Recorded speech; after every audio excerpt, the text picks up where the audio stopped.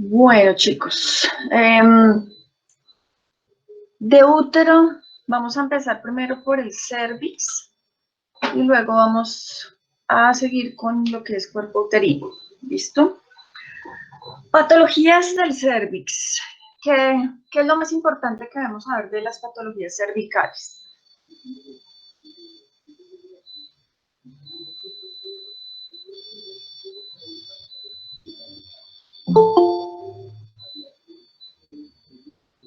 ¿Qué opinan? El cáncer de cuello uterino. Entonces creo que lo más importante es el cáncer de cuello uterino. ¿Qué sabemos acerca del cáncer de cervix?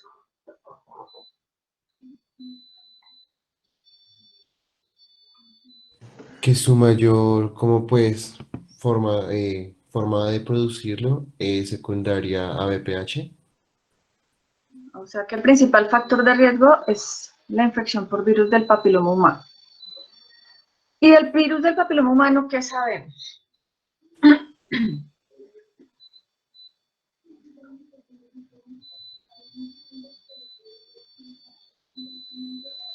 Que es un virus que puede ser transmitido sexualmente. Pues una de las principales formas de transmisión es sexual, ¿sí? ¿Qué más? Que puede Que se infectar puede a... Que- en alto grado y en bajo grado.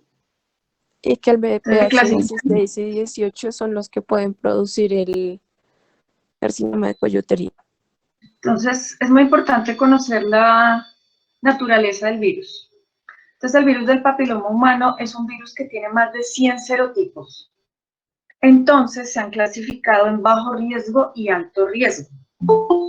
Los de bajo riesgo generalmente están asociados con condilomas. Y los de alto riesgo son los que van a, como su nombre lo indica, mayor riesgo de tener cáncer.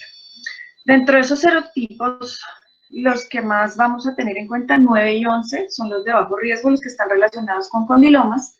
Y muy importante saber que de los de alto riesgo tenemos 4 serotipos muy frecuentes en nuestra población en general. Son el 16 al 18, el 31 y el 33. Se ha visto que por algunos lugares geográficamente predomina más un tipo que el otro. En Latinoamérica el mayor es el 16 y 18 en nuestra población, creo que el 18 es aún más frecuente que el 16, ligera predilección, 31 y 33 sobre todo en Asia es donde más predomina este serotipo. Entonces, ¿qué zona del cervix tiene predilección este virus? Las células inmaduras de la zona de transición. Entonces, ese es el lugar de ingreso del virus. Él llega a la zona, a las células inmaduras. Recuerden que un virus solo vive cuando está dentro de una célula y empieza a replicarse en su ADN. Entonces, todos vamos a estar expuestos al virus del papiloma humano en algún momento de nuestras vidas. Pasan diferentes eventos desde el punto de vista inmunológico. Generalmente, a los 3 meses nosotros empezamos a inmunológicamente a dar respuesta contra el virus del papiloma humano y muchas veces puede ser de bajo riesgo, de alto riesgo. Todos vamos a estar expuestos y simplemente nuestra respuesta inmunológica hace que más o menos a los 3 meses podamos tener como una inmunidad efectiva contra el virus del papiloma humano.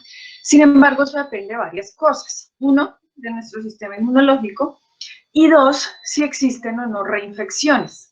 Entonces, el hecho de que uno tenga una infección ahorita actualmente, por ejemplo, por un serotipo de bajo riesgo y no tenga todavía una lesión, pues, y se cure más o menos a los 3 meses, puede reinfectarse y a veces no hacen una inmunidad efectiva. Entonces, uno puede reinfectarse de una de las cepas y serotipos y volver a replicarse el virus en el tejido. ¿Cómo identificamos infección de virus del papiloma humano en el cervix?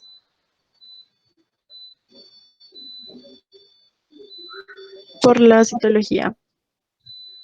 Bueno, entonces vamos a hablar de la citología. La citología, ¿cada cuánto se hace y desde cuándo se inicia? Se inicia desde que se inicia la actividad sexual. ¿Sí? Una vez al año. Entonces, nuestro sistema de salud propone, o lo que se ha hecho durante mucho tiempo, desde más o menos los años 80, es el siguiente protocolo. Primera vez, bueno, tan pronto se inician las relaciones sexuales, lo ideal es empezar a hacerse citología cervicovaginal. Se hace la primera vez. Si ese primer resultado es negativo, lo que se debe hacer es al año siguiente nuevamente hacer una nueva citología, y si nuevamente es negativa, se hace nuevamente al año, y si nuevamente es negativa, nuevamente al año. O sea, es 1, 1, 1, durante 3 años consecutivos. Eso es lo que dice nuestro sistema de seguridad. Sin embargo, si en esa primera toma aparece una lesión o encontramos alguna anormalidad en las células escamosas, pues hay que hacerle seguimiento. Entonces ya no va a ser al año, sino seguramente va a ser a los 6 meses.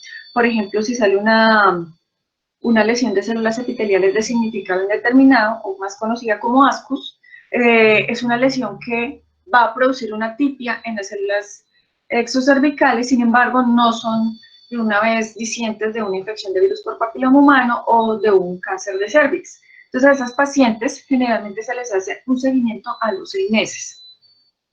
Si a los 6 meses vimos que esos cambios reactivos eran más a infecciones vaginales, entonces volvemos a hacerlo al año. Por el contrario, si tenemos ya lesión en la primera toma, porque eso puede suceder, que en la primera toma tengamos lesión, entonces a esa paciente, si tiene, recuerden que hay unas lesiones premalignas, entonces si tiene alguna lesión cervical, pues esa paciente va a tener seguimiento, no solamente citológico, sino que va a pasar a colposcopia y biopsia. Entonces todo depende del primer resultado. Entonces lo que dice nuestro sistema de salud es 1, 1, 1 por 3 años, y si en esas 3 tomas es negativa, se repite después hasta los 5 años.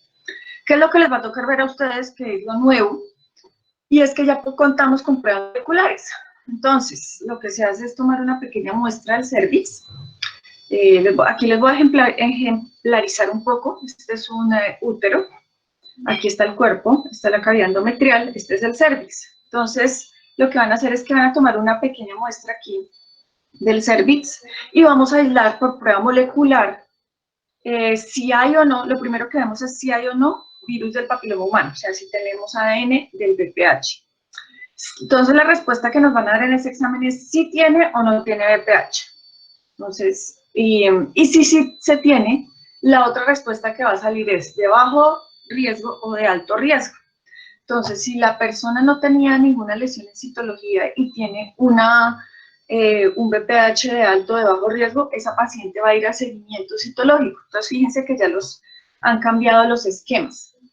Entonces, muchas de las pacientes, incluso ya uno va a un control médico y de una vez le piden citología y su biopsia para identificar virus del papiloma humano. Entonces, eso es una cosa importante.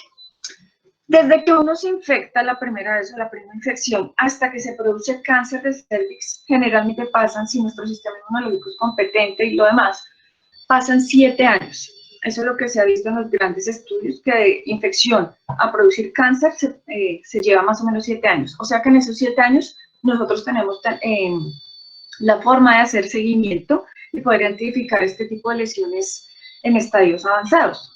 Entonces, eso es muy importante tener en cuenta, que tenemos 7 años para poder hacer que no lleguemos a cuadros tan severos como un cáncer de cervix.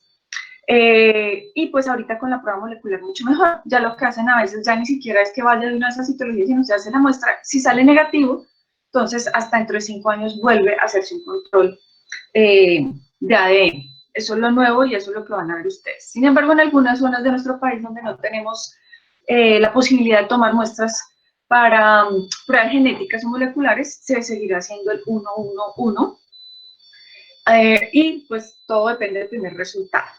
Entonces nosotros hemos visto, más o menos desde los años 90, que en algunas mujeres el cáncer de cervix se ha presentado de manera mucho más rápida, ya no en 7 años, sino una media de 2 o 3 años. Y generalmente esas mujeres que tienen VIH o tienen otras enfermedades, sobre todo de origen autoinmune, como consumen tantos medicamentos para controlar la inmunidad, esto hace que el virus tenga una predilección por replicarse de manera más rápida. Entonces eso es algo importante, que ya en ciertas poblaciones no vamos a esperar los 7 años, sino los 3 años. Cuando tenemos estos reportes de citología, nosotros podemos tener varios panoramas. Entonces uno es el ascus o la lesión escamosa intraepitelial, perdón, la lesión de significado indeterminado, la típica de significado indeterminado, y luego tenemos las lesiones del cérvix. Entonces recuerden cómo se clasifican esas lesiones premalignas del cérvix.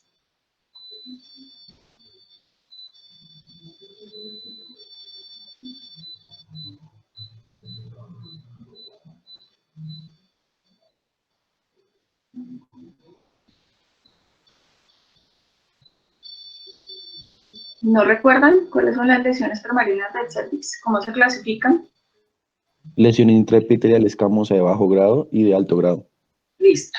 Que también las van a ver como NIC1, NIC2 y NIC3. NIC1, lesión escamosa de bajo grado, infección por virus del papiloma humano. NIC2, NIC3, recuerden que tiene que ver con el espesor del epitelio cervical. De una lesión de bajo grado, ¿qué puede pasar con esa lesión de bajo grado? O sea, si a alguna paciente le reportan una lesión de bajo grado en una citología, ustedes, si les consultan, ¿ustedes qué le van a decir a esa paciente?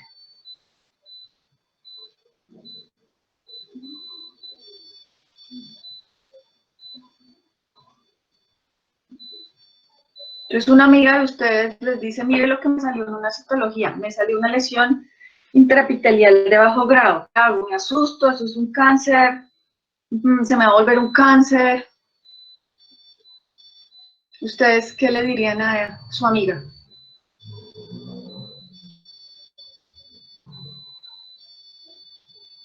Vayan a donde el ginecólogo oncólogo.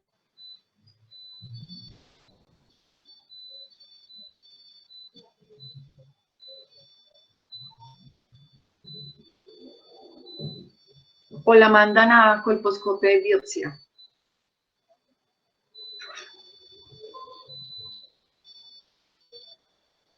No sabe, no responde. Eso depende de la edad, ¿no? ¿Por qué? Si es mayor o menor de 25 años. Porque, ¿qué tiene que ver ahí la edad? Estamos diciendo que es una lesión intraepitelial escamosa de bajo grado o NIC1. Ahora les pido el favor de que le explique ese resultado. Y la pregunta que les va a hacer es, ¿esto es cáncer o es precáncer o qué? Pues es premaligna, pero muy raras veces avanza al de alto grado. Entonces, es muy importante, la mayoría de este tipo de lesiones regresa. Solamente un porcentaje muy bajo puede llegar a aumentar su grado, ¿listo? Eso es muy importante. Segundo, generalmente a estas pacientes se les hace tratamiento con topicaciones en las cuales lo que vamos a hacer es neutralizar el virus del papiloma humano para que no vaya a avanzar. Después de 6 meses que termine el tratamiento, vuelve y se le hace una citología y lo que esperamos es que ella salga negativa, ¿listo? Eso en cuanto a este tipo de lesiones. Si tenemos un NIC2 o un NIC3, una lesión intraepitelial escamosa de alto grado, entonces llega una persona familiar o conocido y les muestra a ustedes ese resultado de una citología. Entonces, ¿ustedes qué deben decirle a esa paciente?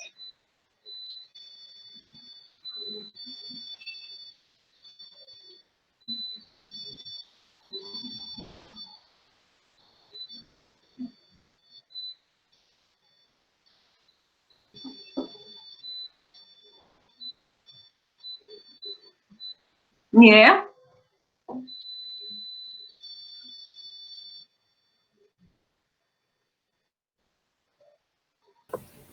Si es un NIC3, se puede decir que ya podría ser un carcinoma in situ. Sí, correcto, pero ¿y qué hacemos? Le dices así, ya tienes un carcinoma in situ. ¿Se enviaría a una colposcopia? Recuerden que colposcopia, eso es como cuando ustedes ven gastro, que es igual. endoscopia o colonoscopia, sin biopsia no es nada. Entonces, en estas pacientes que tienen ya lesión de alto grado, lo ideal es llevar a colposcopia y biopsia. La colposcopia es un examen directo del cervix. Se utilizan dos soluciones, una de Lugol y una de ácido acético sobre la superficie del cervix. Entonces, eso va a marcar, por ejemplo, lo primero que se utiliza es el ácido acético. Se hacen topicaciones sobre el cervix y eso va a dar un epitelio que se llama epitelio aceto blanco. Ese epitelio aceto blanco, dependiendo de qué tan rápido aparezca y qué tan rápido aparezca y qué tanta proporción del cervix esté comprometido, nos va a marcar la lesión. Entonces, si es muy rápida, generalmente estamos con lesiones de alto grado. Si son de más lenta aparición, y generalmente son como puntiformes, hablamos de lesiones de bajo grado. Entonces, esas topicaciones nos ayudan también a saber si es, por ejemplo, un NIC2 o si ya estamos hablando de un carcinoma infiltrante. Incluso el Lugol, que es como el isodine, para que ustedes tengan idea, también se hace esa topicación y generalmente en estas lesiones también marca de manera muy rápida y extensa. Entonces, uno, nos va a dar una idea de qué tipo de lesión estamos y segundo, como nos va a marcar el área exacta, de ahí se toma la biopsia. Y la biopsia pues nos va a dar el diagnóstico, en su mayoría de veces es como el gol estándar, porque nos va a ayudar a saber si es un NIC2 o si es un NIC3 carcinoma in situ, incluso si es un infiltrante. Entonces, eso es lo que hacemos. Si en esa biopsia sale un NIC2 o un NIC3, entonces ya van a cambiar tanto el tratamiento como lo que le vamos a hacer a la paciente. Entonces ahí sí va a influir mucho la edad y los deseos de paridad de las pacientes. Si tenemos un NIC2 con un BPH alto riesgo, tenemos opciones terapéuticas. Entonces, si bien el NIC2 puede o tiene un mayor porcentaje de aumentar y convertirse en un carcinoma, pues se pueden hacer tratamientos no tan invasivos. Si es una mujer joven con deseos de paridad, es decir, por ejemplo, 28 años, con un NIC2, lo que podemos hacer es una terapia que se llama, o un tratamiento quirúrgico que se llama conización. La conización es coger este pedacito del cervix donde esté la lesión y en forma de cono hago una resección. Forma de cono geométrico, ¿no? Entonces la utilizamos para NIC2, NIC3, carcinoma in situ en mujeres jóvenes con deseos de paridad. Si es una paciente ya mayor, digamos unos 48 años, que ya pues su paridad está satisfecha y tenemos un NIC3 carcinoma in situ, tenemos dos opciones, o hacerle una conización o hacerle una histerectomía. ¿Listo? Lo preferible es hacer una histerectomía porque a veces tenemos un fragmento de carcinoma in situ y en otros lados puede estar infiltrante. Es muy importante evaluar el vértice, que es como lo que queda más hacia adentro, y pues las pacientes quedan tratadas, básicamente. Ya cuando es un carcinoma infiltrante, pues sí es mucho más complejo y lo debemos tratar dependiendo de diferentes causas. Entonces ya dijimos que el principal factor de riesgo para cáncer de cervix es el virus del papiloma humano, los serotipos de alto grado. ¿Qué otros factores de riesgo existen para cáncer de cervix?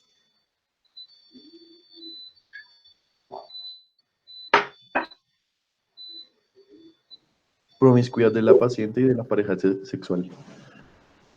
Sí, ese es uno de los factores de riesgo más importantes. O sea, el primero es el VPH, el segundo es la promiscuidad. Recuerden que la OMS, ellos dicen que promiscuidad es más de 2 parejas sexuales en un año, más de 5 pues en su vida. Entonces, eso hace que estemos más expuestos al virus del papiloma humano. Puede ser que esa persona haya tenido contacto con un virus del papiloma humano de bajo grado y si volvió a tener relaciones con una persona que tiene una infección por virus del papiloma humano de alto grado, pues se va a reinfectar y va a producir este tipo de lesiones.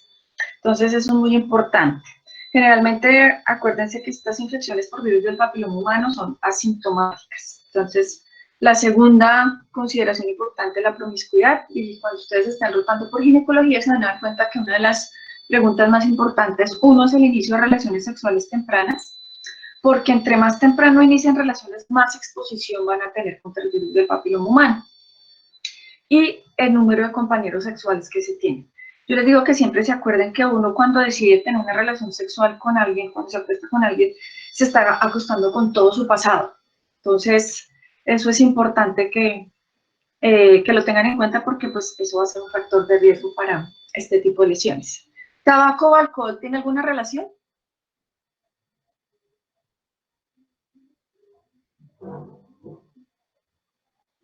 El tabaco por la nicotina. ¿Qué pasa con la nicotina?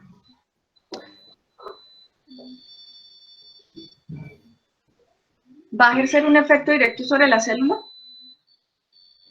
No tiene como una influencia sobre los estrógenos. No directamente. ¿Alguien más iba a decir algo? Lo que pasa es que el tabaco y el alcohol van a tener una incidencia directa sobre el sistema inmunológico. Entonces no quiere decir que el que tome más pues, va a estar más expuesto al virus, podrá ser cierto.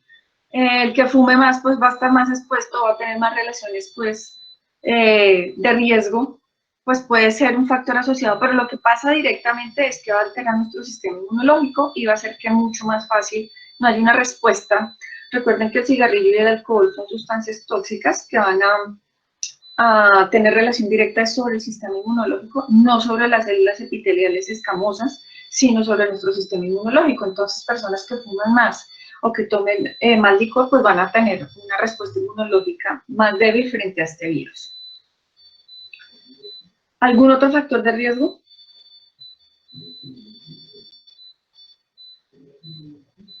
Multiparidad de anticonceptivos orales.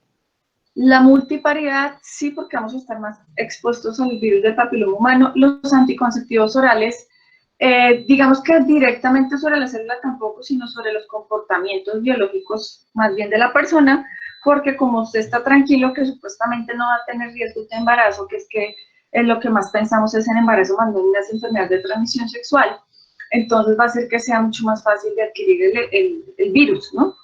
Eso hay que tenerlo en cuenta. De resto, pues esos son como los más importantes que hay que tener en cuenta contra el cáncer de cervix. Recuerden que existe ya la vacunación.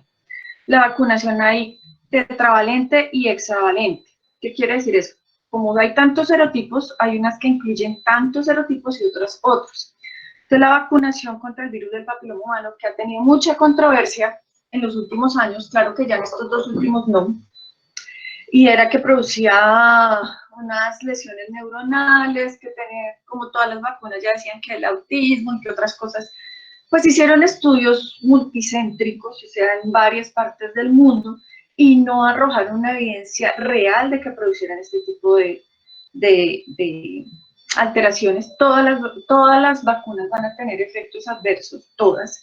Por ejemplo, aquí en el Atlántico ustedes vieron que muchas niñas, como entre los 11 y 12 años que fueron vacunadas, hicieron reacciones que supuestamente hacían tipo Guillain-Barré. Resulta que una niña se sintió mal después de la vacunación y todas empezaron a sentir lo mismo, eso se llama histeria colectiva.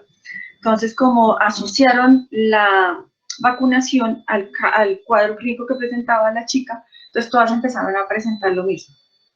Sin embargo, ninguna quedó con ninguna lesión ni nada. Es mayor el riesgo, mayor el beneficio que el riesgo. Estamos evitando una enfermedad que le cuesta mucho al sistema de salud, que afecta cada vez a mujeres en edades más tempranas. Nosotros veíamos cáncer de cervix de 60 años en adelante, lo estamos viendo desde los, sin mentirles, desde los 25 años estamos viendo ya cáncer de cervix, entonces uno empieza, ya como conoce uno el PPH, uno dice, bueno, eso quiere decir que 7 años previos mínimo estuvo en contacto con el virus, o que ha tenido muchos contactos con el virus, entonces es un comportamiento bastante peculiar.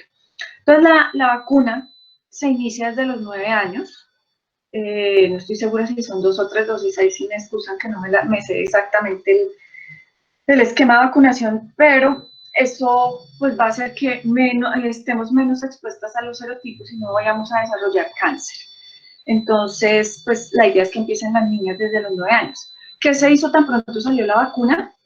Mujeres que no hayan tenido relaciones sexuales y que no hayan estado en contacto con el virus del papiloma humano se vacunaban. Si ya uno estuvo en contacto con el virus del papiloma humano, tuvo relaciones sexuales, que lo más seguro es que haya tenido contacto con el virus del papiloma humano, No se vacunan, ¿por qué? Porque nuestro sistema inmunológico se supone ya ha hecho respuesta inmunológica ante esto. Entonces, en algunas ocasiones se hace ¿qué? Prueba genética para saber si uno está o no expuesto. Si la mujer aparece negativa para VPH, se les sugiere que se vacune. Ahorita lo último que van a hacer, y está en estudio, es que los niños también se empiecen a vacunar desde los 9 años. Recuerden que al ser una enfermedad asintomática, los hombres son los mayores portadores de virus del papiloma humano, por muchas razones, por su comportamiento natural, por la promiscuidad, etcétera, etcétera. Entonces, pues ya eso va a entrar dentro de los planes de inmunización. Los niños también van a ser vacunados para prevenir, pues, también esta infección. Bueno, entonces ya entrando en materia aquí, vamos a ver este espécimen. Este es un útero que está abierto por su eje mayor. Aquí tenemos el cuerpo uterino, este es el endometrio y este es el cérvix. Entonces, ¿qué les llama la atención de esta imagen?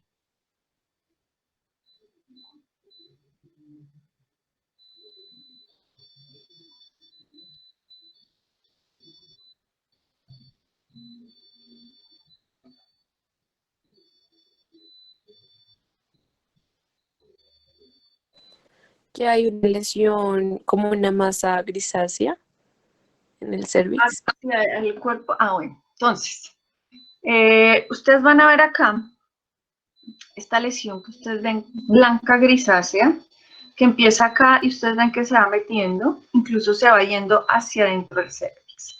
Entonces, este es uno de los especímenes que tenemos con cáncer de cervix. Fíjense que es una lesión, ustedes aquí hacen un poco de fe, ven un poco la lesión coliforme, que es característica de las infecciones por el virus del papiloma humano. En este caso estamos viendo un carcinoma infiltrante que se está metiendo hacia la pared del músculo, hacia el cervix, se está metiendo hacia el endocervix, incluso aquí está saliendo hacia el tercio de la vagina. Entonces, en estos casos de carcinomas infiltrantes, lo ideal es hacer histerectomía con salpingoforectomía bilateral y resecamos el tercio inferior de la vagina. ¿Por qué? Porque se puede ir hasta allá el tumor. Entonces, esto es una de las más frecuentes casos. Solo tenemos 2 especímenes porque la mayoría de estos especímenes nosotros lo que hacemos es procesar toda esta lesión para contar cuántos fragmentos tienen lesión infiltrante y además si compromete el istmo, que es la unión entre el endocervix y el endometrio, incluso si se mete al endometrio, y saber qué tan profundo está dentro del estroma. Entonces recuerden que hay un microcarcinoma también, o microinvasor, que quiere decir que no se extiende más de 7 milímetros de longitud y 5 en profundidad. Entonces esos son los micro o carcinomas microinfiltrantes. En este caso ya es infiltrante porque vemos que está comprometiendo pues toda la pared. Este espécimen es un poquito más difícil, entonces los voy a explicar. Aquí tenemos el útero, trompas, ovario, ligamentos. Aquí ven ustedes el ovario mucho mejor. Aquí ustedes ven que está abierto y ven este otro fragmento de muchos tejidos. Aquí ustedes ven tercio de vagina y este que ven acá es la vejiga. Aquí tenemos los ureteres. Este caso es de una mujer que tenía un carcinoma infiltrante de cervix. Aquí ustedes ven cómo están estas áreas despulidas. Es una resección grande, ¿por qué? Porque este tumor ya estaba comprometiendo vejiga, tercio inferior de vagina, miren aquí está la lesión. Se está metiendo aquí, todo esto es el cervix y se está ascendiendo también hacia lo que es endocervix y endometrio. Entonces, son 2 de los casos pues, más severos de cáncer de cervix que hemos visto, que ya está infiltrando el resto de los tejidos. En estos casos, las pacientes ya van a tener tratamientos mucho más complejos y diferentes. Esto fue un producto de una autopsia, entonces fue el diagnóstico posterior a la autopsia, pero cuando tenemos casos en los que ya hay infiltración de vejiga, incluso de recto, estas pacientes van a otro tipo de tratamientos paliativos, ya no con fines curativos, sino paliativos. Entonces existe un tipo de radioterapia que se llama la braquiterapia, que básicamente es una radioterapia selectiva al cervix. Entonces se introducen como 2 alfileres en el cuello del útero, en el cervix, y van a pues, producir efecto de radiación. Entonces los dejamos para enfermedades avanzadas o mujeres que no pueden ser operadas por otras enfermedades de base.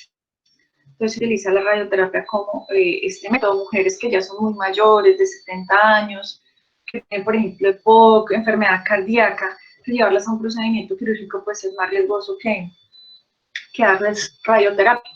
Entonces es uno de los tratamientos que se puede realizar conjunto con quimioterapia. Entonces se deja para estadios avanzados y mujeres que pues no puedan tener un tratamiento quirúrgico. Entonces, estos son los especímenes. La lesión es difícil de ver, pero acá como se está invadiendo acá el tercio de la vagina. Aquí ustedes ven en el cervix, esto que ven como despelucado, despulido, es el tumor que se está metiendo en el resto de los tejidos, y muchos de estos a veces cuando se abre la cavidad abdominal pues ya hay metástasis a los ganglios regionales, incluso a otros órganos. Hasta acá, dudas, preguntas.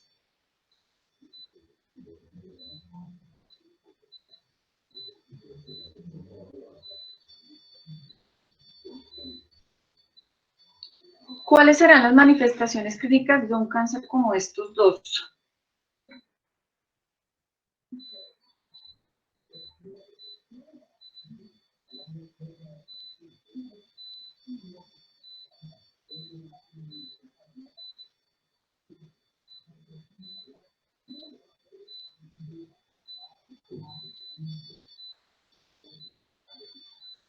¿Ni idea? Hemorragia.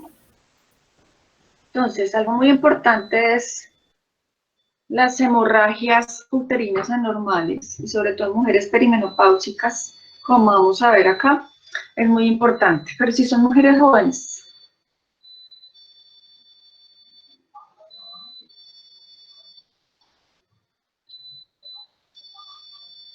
hay un síntoma muy frecuente en mujeres jóvenes que es la dispaurenia. No solamente para cáncer de cervix, sino para otros síntomas del tracto genital femenino. La dispaurenia es el dolor después de la relación sexual. También pueden tener algún flujo vaginal. Y cuando son mujeres mayores, es muy importante, cuando empiezan a tener secreciones fétidas, siempre hay que pensar en carcinomas infiltrantes queratinizantes, que son los que dan ese olor característico. Entonces, mujeres posmenopáusicas con sangrado, mujeres jóvenes con dispaurenia que no sepamos su causa de base, pues siempre debemos pensar en este tipo de patologías. A veces cuando ya está tan avanzada como en este caso, vamos a tener síntomas urinarios, y si tuviéramos el recto, pues también vamos a tener síntomas gastrointestinales. Entonces es muy importante también tener en cuenta esos signos y síntomas. Bueno, muy bien, creo que acá de cáncer de cervix no hablamos más. Bueno, de aquí vamos a pasar a toda la patología del cuerpo uterino. Entonces vamos a hablar de la patología más frecuente del tracto genital femenino, mucho más frecuente en todas las mujeres a nivel del mundo. Entonces aquí esta imagen les queda fácil identificar qué es qué.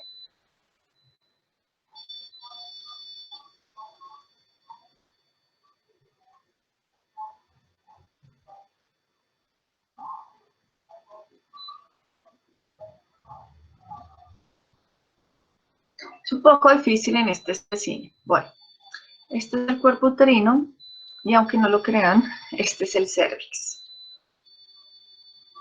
A través del cervix protruye esta lesión. Si ustedes la tuvieran que describir, ¿cómo escribirían esa lesión? Una lesión polipoide. Sí. ¿Qué más?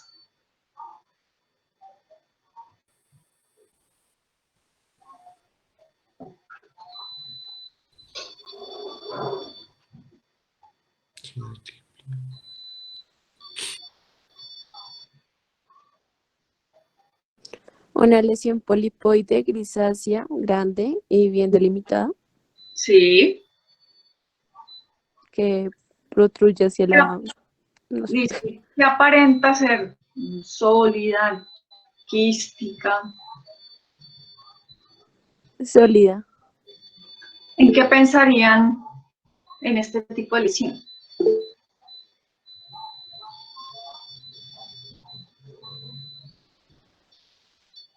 Si alguno está escribiendo en el chat, no puedo verlo. Cuando estoy haciendo la presentación, no puedo ver el chat, entonces si quieren participar. ¿Qué pensarían de este tipo de lesión? Entonces, lo primero es, ¿benigno o maligno?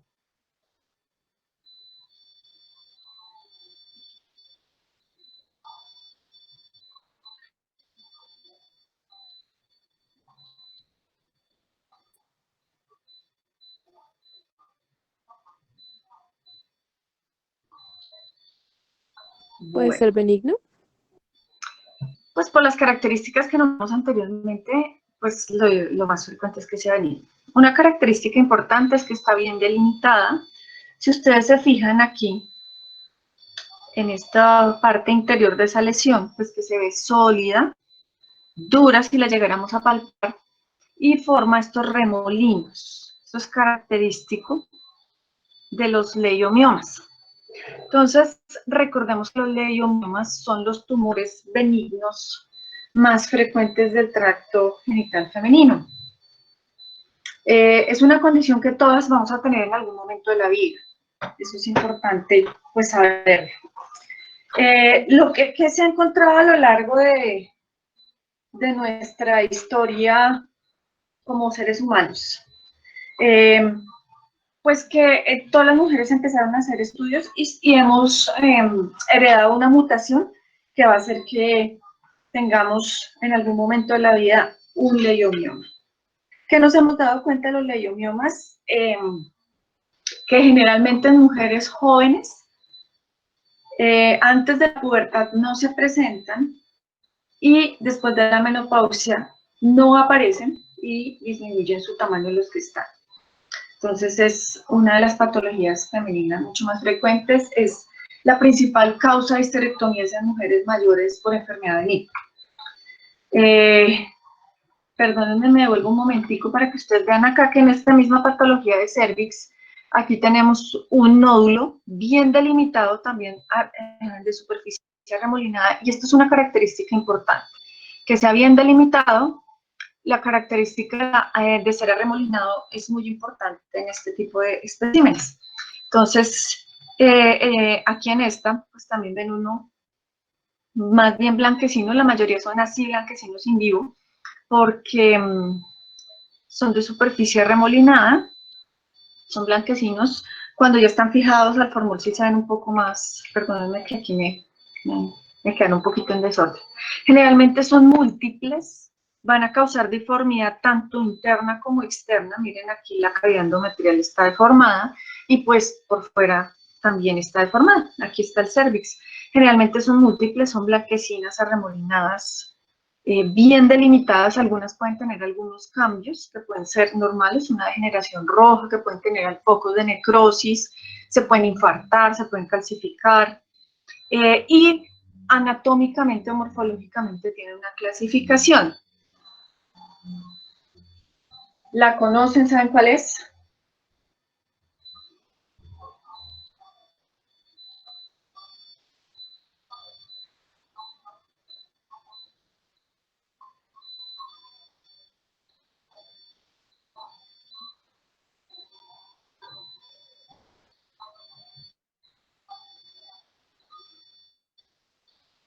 Es muy importante conocer su clasificación morfológica o anatómica porque desde el punto de vista clínico van a ser importantes.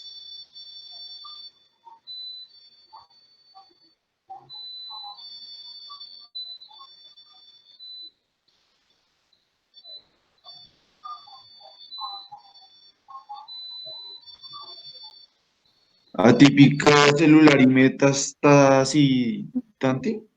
Eso sería comportamiento biológico más que... Entonces, Leiomioma cervical y leiomioma nascens. bueno, esos son unos tipos de una clasificación anatómica. Por ejemplo, vean este, grande.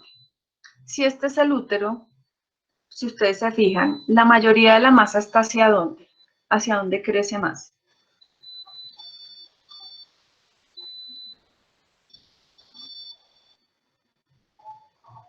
¿Hacia adentro o hacia afuera? Hacia afuera. Entonces, hacia afuera, ¿qué queda? ¿Qué está recubriendo o cuál es la última capa que recubre el útero? Sería subserosa. Subserosa. Más del 50% de la masa está hacia la parte externa. Si aquí trazáramos una línea y este es el canal, la cavidad endometrial, este leiomioma tiene más del 50% ¿hacia dónde?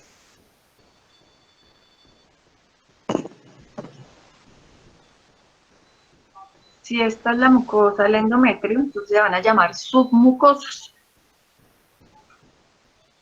¿Listo? Este es otro subseroso. Y este que está dentro de la pared del endometrio, ¿cómo se llama? Intramural. Intramural. ¿Por qué les digo que es importante? Porque las manifestaciones van a ser diferentes. El pico máximo de presentación de los leiomiomas es a los 35 años. Entonces, la mayoría de las mujeres a los 35 años empezamos a presentar síntomas, pero esos síntomas dependen de la ubicación. Si tenemos submucosos, ¿cuál será la presentación clínica más frecuente?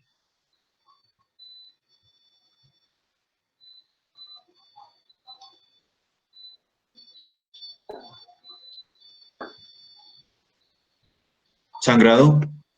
Sangrado. Entonces, generalmente son menorragias, o sea, sangrados menstruales que no están dentro del periodo menstrual, e hipermenorreas, que quiere decir que es mucho sangrado en el periodo menstrual. Entonces, esa es una de las principales causas de sangrados anormales y que tenemos que descartar. Los intramurales, ¿qué causarán? Por ejemplo, este.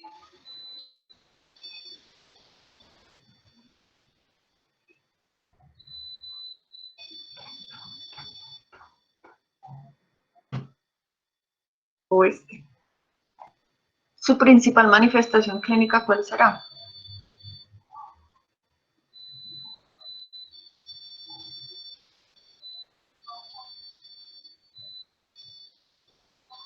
Infertilidad. Bueno, puede ser dependiendo de la localización, aunque la infertilidad generalmente es más de los submucosos que se localizan aquí, hacia el fondo uterino, porque van a obstruir el paso del producto de la fecundación, pero pues también están relacionados.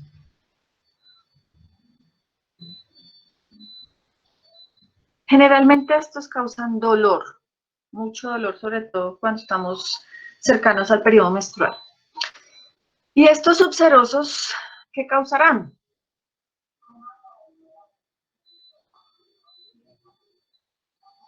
Obstrucción de los órganos adyacentes. Sí, sobre todo, ¿cuáles? Uréteres. ¿Vejiga? Vejiga, sí. Uréteres. Vejigas, uréteres, sí, pero más frecuente la vejiga. Entonces van a tener sintomatología urinaria. ¿Qué otra relación anatómica tiene el útero con estos subserosos? Y si está posterior, en su cara posterior. Al sigmoide, recto. Recto sigmoide, sobre todo al recto, entonces son pacientes que van a tener cuadros gastrointestinales, sobre todo de estreñimiento. Entonces, dependiendo de la localización de los leiomiomas, vamos a tener la sintomatología. Entonces, eso es importante que lo tengamos en cuenta porque puede que las mujeres nos vengan con todos, que le duele, que además tiene estreñimiento y que tiene sangrados uterinos anormales. Entonces, eso quiere decir que generalmente esto es una enfermedad múltiple, con múltiples masas y pues que va a tener toda la sintomatología porque quiere decir que tiene leiomiomas en muchas de sus localizaciones. A veces en las mujeres jóvenes, digamos 28 años, que tienen deseos de parir, no pueden tener hijos, muchas veces por leiomiomas submucosos que van a interferir en la implantación del producto de la concepción. La mayoría de los leiomiomas son intramurales, la mayoría, y por ejemplo, como este que les mostré acá, este es un leiomioma pediculado, que viene desde acá adentro, por eso ustedes ven que su raíz es como acá, y protruye a través del cérvix. Entonces, estos leiomiomas son pediculados, cervicales, porque está aquí en el cérvix. Entonces, Podemos tener también pediculados en la serosa, que a veces se pueden confundir incluso con los ovarios. También es una presentación frecuente. Algunos pueden estar dentro de los ligamentos de sostén, también pueden aparecer ahí. Entonces, su sintomatología va a variar dependiendo de la localización. Tratamiento. ¿Qué hacemos con los leiomiomas?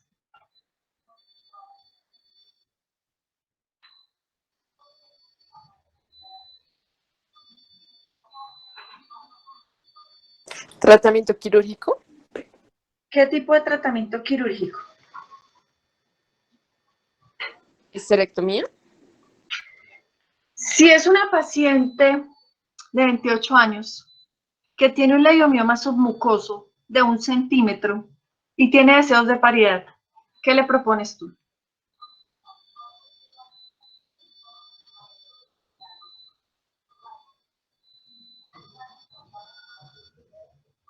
Una resección de la masa. Entonces eso se llama miomectomía. No le vamos a proponer una histerectomía porque pues si tiene deseos de paridad, nada. Entonces existen tratamientos quirúrgicos para los submucosos que se llaman miomectomías. A veces para los subserosos que están pediculados podemos hacer también miomectomía cuando son pequeños. Si son intramurales, pues nada que hacer. Ya generalmente como son en mujeres mayores, pues se hace ya histerectomía. Después de que se hacen las miomectomías, sobre todo los submucosos, lo que se aconseja es que la paciente se embarace lo más pronto posible para que pues su problema de infertilidad sea solucionado. ¿Por qué? Porque después de que se hacen miomectomías hay riesgo de recidiva. Recuerden que estos tumores son receptores de estrógenos, por lo cual durante toda la vida reproductiva se van a formar. Ya después de la menopausia, si no toman terapia de reemplazo hormonal, pues no se van a presentar. Tratamiento de elección ya en mujeres con paridad satisfecha en la histerectomía abdominal, como les dije, es la principal causa de histerectomías a nivel mundial. Entonces, básicamente, eso es lo que se hace en esos casos. Incluso, pues, si tenemos una masa como esta, si es una paciente ya mayor, pues hacemos histerectomía. Si fuera una paciente joven, digamos 35 años, en las que identificamos esta lesión, pues como es pediculado, también podemos hacer una miomectomía, en la cual retiramos solamente la masa. Como esta es grande, generalmente pues va a ser por vía vaginal. Si son pequeñas, las podemos hacer por histeroscopia. Y si son hacia la superficie serosa y son pequeñas, las podemos hacer por laparoscopia. Entonces, dependiendo del tamaño, vamos a elegir la vía de acceso. Entonces, si es una paciente de 35 años que todavía no quiere que le quiten el útero, pues se le puede plantear la solución de la miomectomía. En muchas ocasiones se hace eso y la paciente pues puede continuar con su útero. Riesgo de malignización de estos leiomiomas.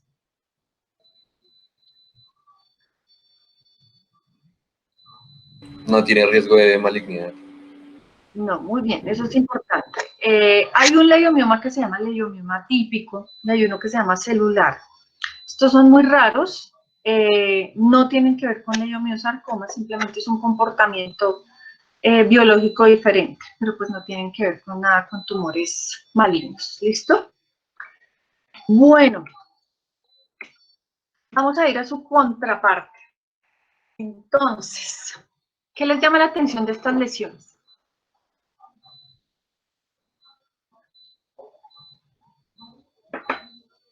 ¿Irregulares?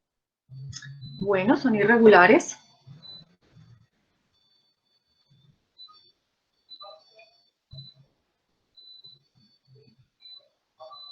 Que tiene algunas zonas de necrosis. Eso es muy importante. Entonces, estos son cortes prácticamente de todo el cuerpo uterino y aquí ustedes ven el cervix, este sí es un fragmento. Son lesiones que a pesar de que se vean como medianamente regulares, acá miren que no podemos ver hasta dónde van directamente, son lesiones únicas a diferencia de los leiomiomas, lo mismo acá. Acá tiene focos de necrosis y en este pues es mucho más evidente que no vemos hasta dónde llega ese tumor o esa lesión. Entonces los leiomiosarcomas o sarcomas del estroma endometrial son los tumores malignos de esta zona del cuerpo uterino. Son raros, pero generalmente son de muy alto grado, pues si bien existen tumores de bajo grado de esta localización, pues más frecuentes son los de alto grado. Se presentan en mujeres perimenopáusicas y posmenopáusicas. Y generalmente se manifiestan clínicamente por sangrado uterino anormal o si están perimenopáusicas empiezan a tener alteraciones de sus ciclos menstruales. Estas pacientes generalmente son llevadas a ecografía transvaginal para identificar la masa y lo único que nos van a decir es que tiene una masa de tanto por tanto única. Entonces, a diferencia de los leiomiomas, las masas únicas hay que ponerles atención porque generalmente es un tumor maligno. Que yo les pueda decir, este es un leiomiosarcoma y este es un tumor del estroma endometrial, macroscópicamente es imposible. Ambos se manifiestan como masas únicas, el grupo de edad es similar y las manifestaciones clínicas son similares. El comportamiento biológico es muy similar. Si este fuera uno de bajo grado, pues ya sabemos que los sarcomas de bajo grado pues tienen mejor pronóstico, pero generalmente son más frecuentes los de alto grado, lo mismo que los sarcomas del estroma endometrial. Estos del estroma endometrial pueden tener incluso componentes heterólogos, que quiere decir eso, que yo puedo encontrar músculo, cartílago inmaduro, dentro de su composición celular, los que hacen que sean de mayor riesgo. Entonces, toda lesión única que tenga necrosis y hemorragia es un leiomiosarcoma o un sarcoma del estroma endometrial hasta que no se demuestre lo contrario. Generalmente desde el diagnóstico lo hacemos casi siempre es cuando tenemos el espécimen, porque generalmente estas pacientes son llevadas a histerectomía con la sospecha de un leiomioma. Hay leiomiomas que recuerden que pueden tener algunos cambios quísticos, se pueden calcificar, entonces la imagen ecográfica es muy similar. Lo mejor para los tejidos blandos son las resonancias magnéticas, pero generalmente uno no hace una resonancia magnética por una miomatosis. Entonces, el diagnóstico lo hacemos postquirúrgico. Recuerden que todos los sarcomas tienen una gran facilidad para invadir rápidamente el tejido de donde son originarios y además les gusta irse por los vasos sanguíneos, tienen invasión vascular rápida, entonces se extienden muy rápido y son de un mal pronóstico.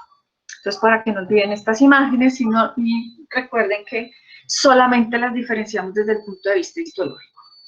¿Hasta aquí alguna duda, pregunta?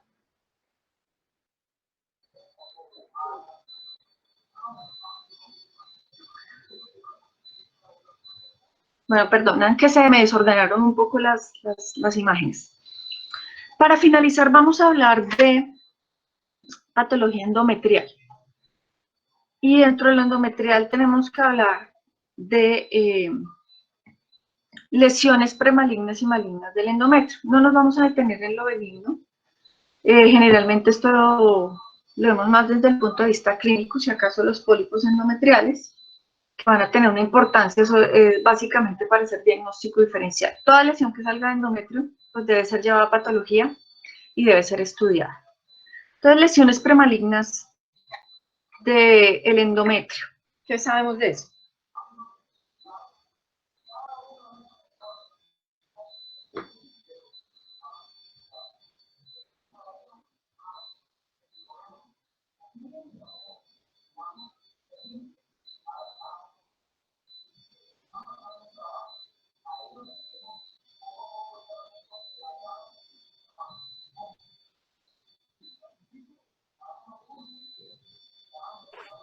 Que sean en la etapa final de la fase reproductiva, no sé. ¿Cómo? Sean en la etapa final de la fase reproductiva o en la posmenopausia. Bueno, sí, eso es una cosa.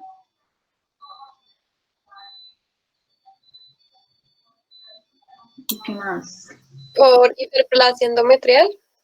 Entonces, tenemos que tener en cuenta ese tipo de lesiones cuando las pacientes tienen hiperplasia. Entonces, ¿cómo se manifiesta una hiperplasia clínicamente? Anovulación. No. ¿A quién les da hiperplasia endometrial entonces? Más o menos. Para que empecemos por ahí. Dismenorrea, Sí, puede ser. dolor pélvico crónico, El dolor pélvico crónico es más para enfermedades como la enfermedad pélvica inflamatoria. Dispauremia. Pueden tener dispauremia. La mayoría de mujeres están en la perimenopausia y posmenopausia. Entonces empiezan a tener sangrados anormales. Entonces por eso les digo que uno de los más importantes síntomas es el sangrado perimenopáusico, posmenopáusico irregular. Y entonces la paciente sangra, ¿y cuál es el paso a seguir? ¿Qué le hacemos a esa paciente?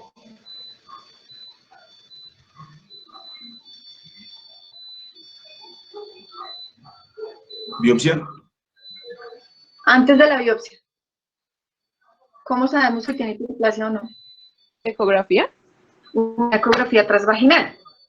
¿Cuánto va a medir normalmente el endometrio en una mujer?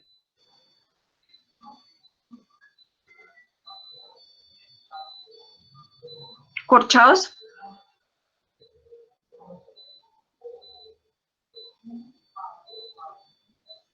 Lo normal es que mida más o menos 2 milímetros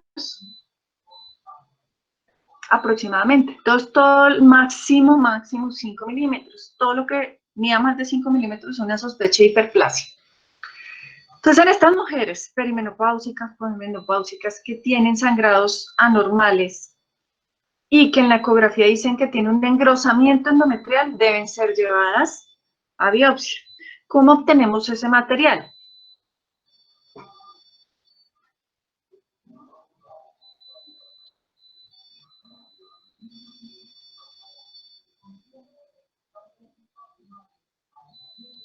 Por legrado ginecológico. Entonces, la idea es que todos los materiales de legrado ginecológico deben ir a patología con el fin de descartar hiperplasia.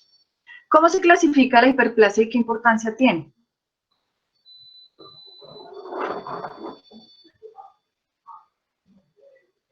Hiperplasia sin atipia y con atipia. ¿Y qué importancia tiene? ¿Para qué lo clasificamos así? Porque una tiene mayor porcentaje de progresión a adenocarcinoma. Entonces, antes se clasificaba con atipia, sin atipia y si era simple o compleja. La OMS les dijo la complejidad o la simpleza de las glándulas no es lo importante, sino la atipia. Entonces, las pacientes que tienen hiperplasia con atipia, yo me quedo tranquila, les puedo dar medroxiprogesterona 3 meses, mejora de 3 a 6 meses y ya. Pero la paciente que yo le reporto una hiperplasia con atipia, le estoy diciendo que tiene el 25% de riesgo de tener un cáncer de endometrio.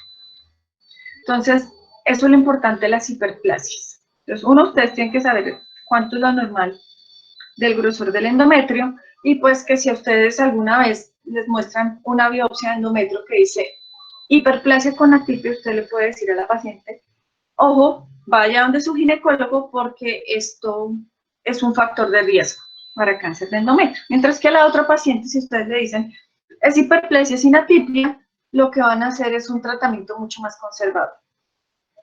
¿Por qué hablamos de la hiperplasia? Básicamente porque la hiperplasia con atipia es factor de riesgo para adenocarcinoma de endometrio. Y recuerden que el cáncer de endometrio se divide en 2 tipos, tipo 1 y tipo 2. ¿Cuál es el tipo 1 y cuál es el tipo 2? Y la hiperplasia, ¿para cuál es que es factor de riesgo? El tipo 1 es el endometrioide y el tipo 2 es el seroso. Y la hiperplasia con atipia es factor de riesgo para el tipo 1. Exacto, muy bien. Recuerden que cuando tenemos una hiperplasia con atipia ya hemos ganado muchas mutaciones que van a hacer que más fácilmente se llegue a un carcinoma de endometrio o un adenocarcinoma, que es el más frecuente. Entonces, esa es la importancia de tener ese factor de riesgo. Para el tipo 2, ¿hay algún riesgo?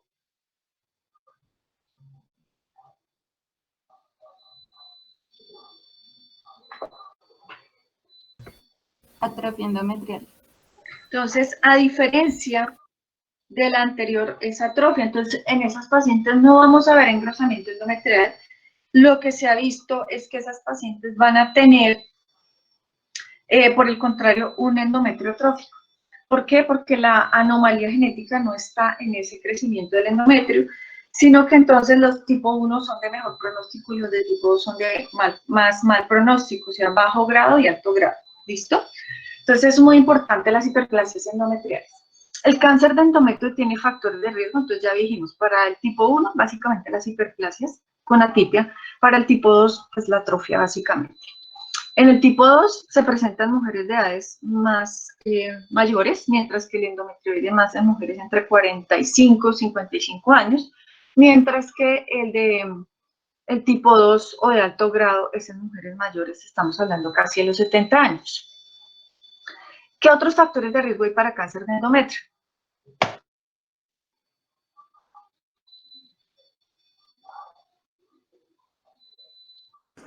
Obesidad. Muy importante la obesidad, ¿por qué? Porque puede aumentar los niveles de estrógenos. ¿Y qué pasa con los estrógenos? Pueden hacer una sobreestimulación sobre el tejido endometrial. ¿Cómo? Por el cortisol. No tanto por el cortisol. Las personas obesas pues van a tener mayor cantidad de colesterol en su cuerpo. Recuerden que el sustrato químico de los estrógenos es el colesterol. Entonces el colesterol va a producir estradiol, va a producir estrógenos. Entonces recuerden que la sobreestimulación estrogénica va a producir, pues ya sabemos que el carcinoma de endometrio es estrógeno dependiente.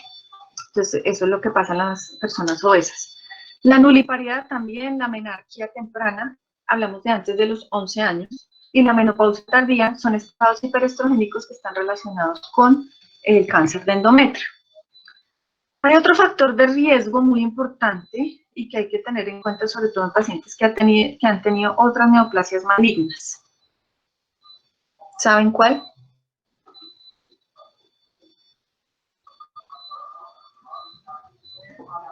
Las mujeres con cáncer de seno. ¿Qué tiene que ver con el endometrio?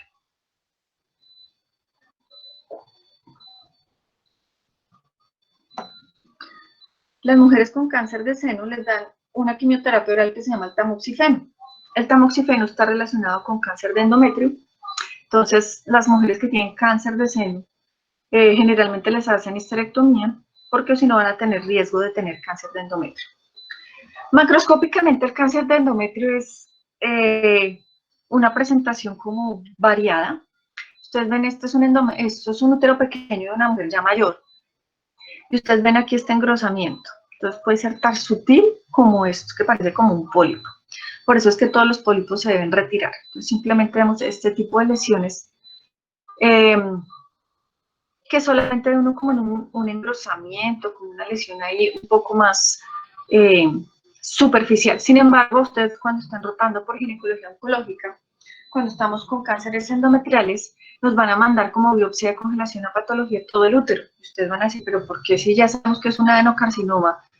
Pues ¿para qué le vamos a mandar todo el útero? Para el clínico o el cirujano lo importante es saber este tumor, qué tanta pared miometrial está infiltrando. Si es menos del 50% o más del 50%. Si es menos del 50%, generalmente hacemos histerectomía más salpingoforectomía bilateral. Si decimos que es más del 50%, hacemos vaciamiento ganglionar. Entonces, ahí nos cambia la conducta quirúrgica y por eso mandamos el útero completo a patología como biopsia de congelación. Miren este otro útero. No es muy grande tampoco. Miren la cavidad endometrial. Ustedes ven aquí un material ahí como un poco grueso y miren acá como parece incluso un leiomioma submucoso.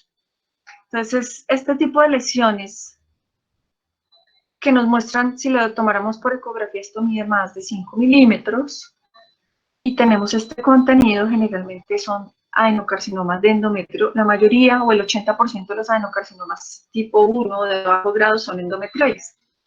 Se clasifican según el FIGO, o sea, la clasificación ginecológica, en tipo 1, 2 y 3, dependiendo qué tanto componente sólido tengan desde el punto de vista histológico. Eso también nos va a ayudar a dar un tratamiento pues mucho más exacto. Lesiones como estas, miren, este útero sí está un poquito más grande, pero vemos este tipo de lesiones de aspecto polipoide. Entonces, todos estos pólipos siempre venir a patología. Pero este pólipo, ustedes ven que ustedes ven que está muy adherido al miometrio. Entonces, generalmente esto, si lo llegáramos a partir por acá, para ver el grosor de la pared, generalmente está cometiendo ya más del 50% de la pared miometrial. Entonces, todo pólipo en mujer perimenopáusica, posmenopáusica, debe ser llevado a estudio histológico porque puede ser un cáncer de endometrio. Entonces, la mayoría de los endometrioides son como las imágenes que ustedes vieron anteriormente. A diferencia de este, tenemos este, que si yo les pongo solo esta imagen, ustedes no me van a poder decir qué parte del cuerpo es. Sin embargo, ¿qué nos ayuda? Miren, aquí tenemos otros leiomiomas, entonces sabemos que estamos en pared del cuerpo uterino. Y ustedes seguramente habrán visto este tipo de imágenes en otra localización del cuerpo. No sé si lo recuerden. Me imagino que sí. Y debe estar fresquita. ¿Les recuerda alguna otra parte?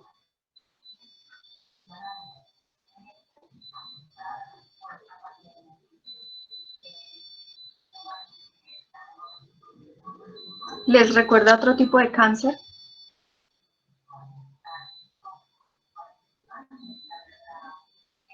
¿Cómo describirían este tumor?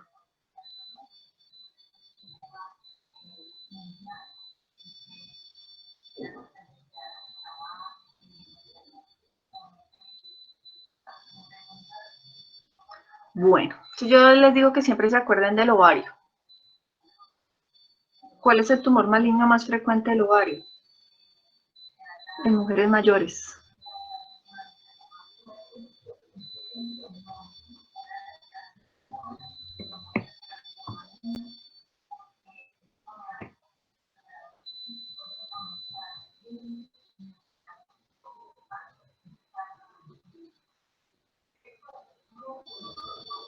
¿Ni idea? Entonces, miren, esto yo se lo digo para que ustedes recuerden las papilas. Entonces, este es un carcinoma seroso papilar del útero. Entonces, miren las papilas, son lesiones solidoquísticas. Aquí la línea de mutación es diferente. Mientras que en el carcinoma de endometrio de tipo endometrioide tenemos la línea Petén y Carras, que son las más frecuentes en el adenocarcinoma endometrio. En el carcinoma seroso, recuerden que tenemos el P53, igual que en el ovario, igual que todos los carcinomas papilares del resto del cuerpo, sobre todo en la cavidad abdominal. Entonces, recuerden que generalmente estos en endometrios atróficos, la línea de mutación es el P53, es un tumor de muy alto grado. Generalmente cuando estas pacientes van a procedimiento quirúrgico, muchas veces van a encontrar estas mismas papilas en el resto de la cavidad peritoneal. Entonces esto hace que sea un procedimiento y un tumor de mucho más agresivo. Se han planteado técnicas quirúrgicas como el sugar baker, que es quitar todo el peritoneo que esté comprometido por estas lesiones papilares. Se utiliza también para mesoteliomas, para cistadenocarcinomas papilares de ovario. Entonces, por eso les digo que siempre se acuerden de ese. Y pues eso era todo, muchachos, de toda la patología de cuerpo y cuello uterino. ¿Hay alguna duda?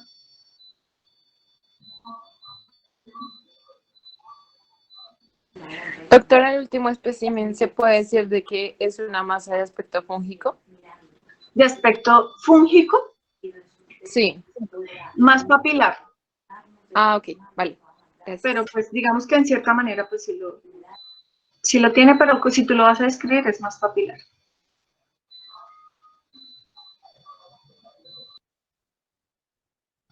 Bueno, chicos, espero pues que les haya servido la práctica. Si tienen alguna duda, pues escucho.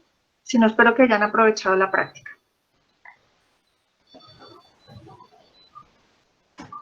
Profe, ¿qué cambios diferentes puede haber de una histerectomía patológica? ¿De qué? De una menopausia patológica por histerectomía y una menopausia fisiológica.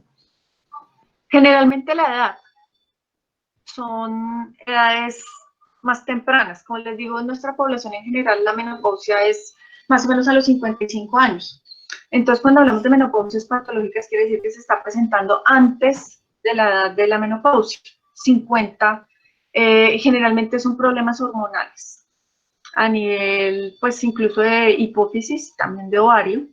Entonces el estudio es mucho más amplio.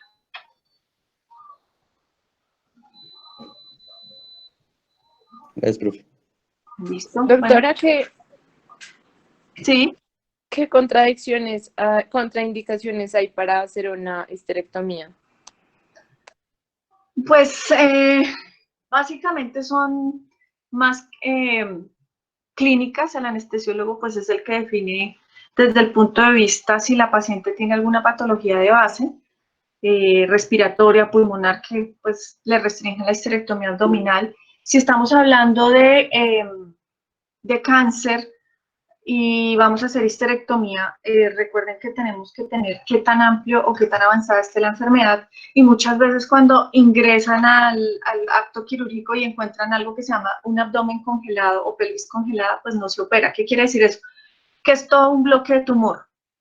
La enfermedad está muy avanzada y no va a servir una histerectomía. Más que todo eso, generalmente pues las histerectomías no tienen mayor consideración de no hacerlas, a menos que sea pues alguna de estas consideraciones. Entonces aquí Dayana... Gracias, doctora. Listo. Dayana me pregunta que cuáles son los genes mutados en el carcinoma de endometrio de tipo endometrioide. Entonces acá generalmente es la línea PTEN y KRAS. En el tipo 1 o endometrioide. En el tipo 2 o de alto grado seroso papilar, la vía de mutación es el P53. Ay, Javier, yo no te había leído, como cuando hago la presentación no puedo ver el chat. Síntomas en mujeres jóvenes. ¿De qué? ¿De miomatosis o de qué otra patología si estás aún conectado?